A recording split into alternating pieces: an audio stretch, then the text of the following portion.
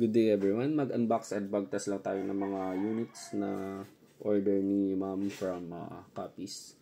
So ito yung mga order. Yan. Ang unang order is WG17. Actually lahat ito WeGlock.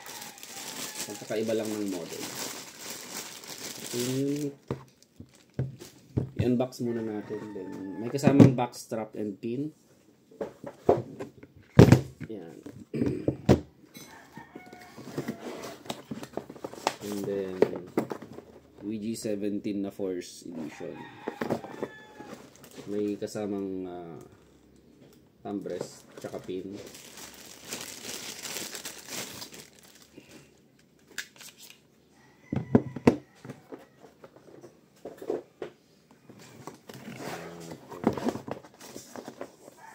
WG17 ulit na Gen 4. And then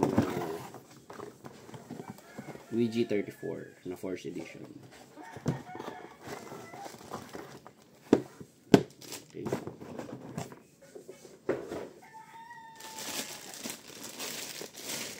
Yan. So, ayan po yung mga order ni ma'am from Copies. I-check lang po natin yung mga magazine kung may leak.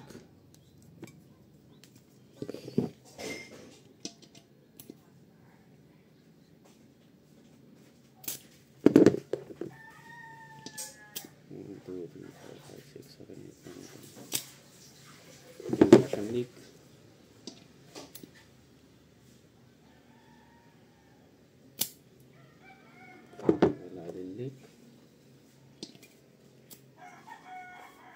Magkakaparehas sila ng magazine.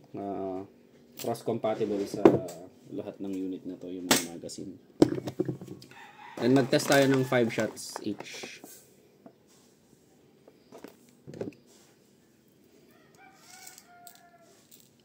Pati sa internals po. Lahat ito magkakaparehas.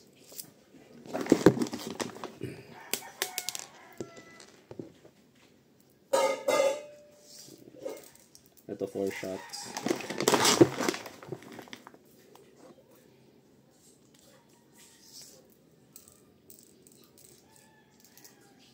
Five shots.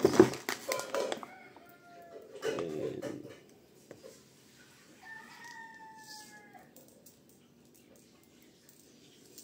5 shots. So ito yung mga may makakapal na base pad is para sa mga Force Edition. Pero pwede rin gamitan ng ganitong magazine. So unahin natin to. WG17 Gen 4 going to Copies. Firing. Okay, naubos yung yung bala. Hammer down. Then next, then yung BB. Another WG17 Gen 4 going to Copies. Firing. Yung BB. Hammer down. Then WG17 Force Edition. Okay. Yung BB. WG34 Force Edition. 4 shots lang to. Yun yung BB. Firing. Okay. Thank you very much.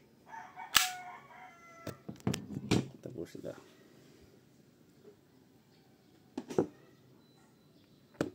Silicone oil lang yung mga yan. So, thank you.